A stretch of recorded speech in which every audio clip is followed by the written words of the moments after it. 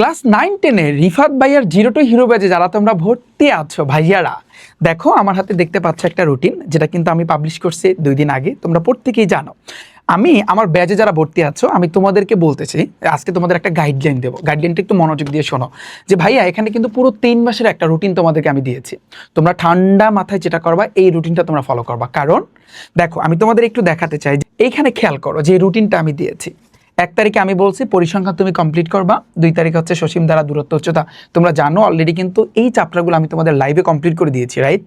তো তোমরা যেটা করবা, তোমরা এখন প্রশ্ন করছো যে ভাইয়া আমরা কি 1 তারিখ থেকে এই রুটিন ফলো করব, নাকি আপনি যেগুলো এখন বর্তমানে পড়াচ্ছেন, যেমন এখন আমার হায়ার ম্যাথের ক্লাস চলতেছে, অসমতা চ্যাপ্টারের ক্লাস চলতেছে, ওগুলা করবো? ভাইয়া তোমাদের জন্য সাজেশন থাকবে, তোমরা এই অনুযায়ী শুরু করো। এবং আমি যে লাইভে নিচ্ছি, লাইভে হয়তো বা 1 ঘন্টা 1.5 ঘন্টা নেই, এই তো, বা 2 ঘন্টা নেই, এটাও তুমি কন্টিনিউ করো, যেহেতু এগুলো কমপ্লিট অলরেডি হয়েছে, তো এগুলো তুমি কন্টিনিউ করো।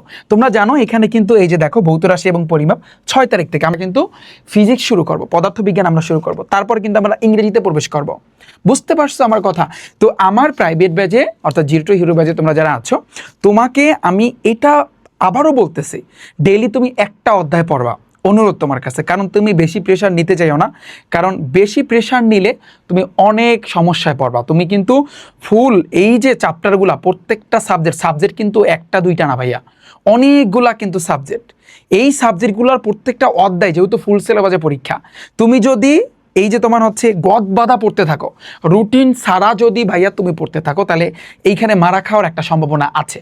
তো আমি অনুরোধ করবো তোমাদের কাছে, আমার প্রাইভেট ব্যাচের যত শিক্ষার্থী আছো, জাস্ট তুমি 1 তারিখ থেকে এই জিনিসটা মেনটেন করো।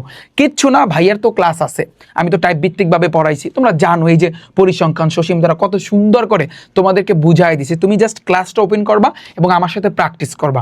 আমরা তোমাদেরকে তো সব দিছি, স্লাইড থেকে স্টার্ট করে। আমরা সামনে তোমাদের যে এক্সাম নিব, কারণ আমাদের নতুন ওয়েবসাইট আসতেছে, আমরা তোমাদের এক্সাম দিব, সাপ্তাহিক এক্সাম নেব। প্রত্যেকটা চ্যাপ্টার শেষ হইলে তোমরা এমসিকিউ দিয়ে এক্সাম দিতে পারবা, সিকিউ দিয়ে এক্সাম দিতে পারবা। আমরা তোমাদের কিন্তু এক্সাম নিব, তারপর সামনে প্র্যাকটিস সেট থেকে শুরু করে সব কিছু আমরা আমাদের ব্যাচে কিন্তু দিব।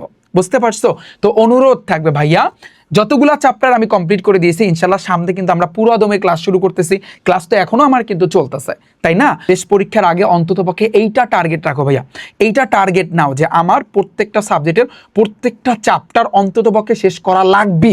কারণ এখন তোমাকে আমি বেসিক থেকে পড়াচ্ছি, তুমি তোমার টেস্ট পরীক্ষার পরে তোমাকে আমি সেরকম আরেকটা রুটিন দিব, তখন তুমি একসাথে 5টা সাবজেক্ট 5টা অধ্যায় একসাথে তুমি পড়তে পারবা, কারণ তোমার একবার প্রিপারেশন ডান হয়ে যাচ্ছে।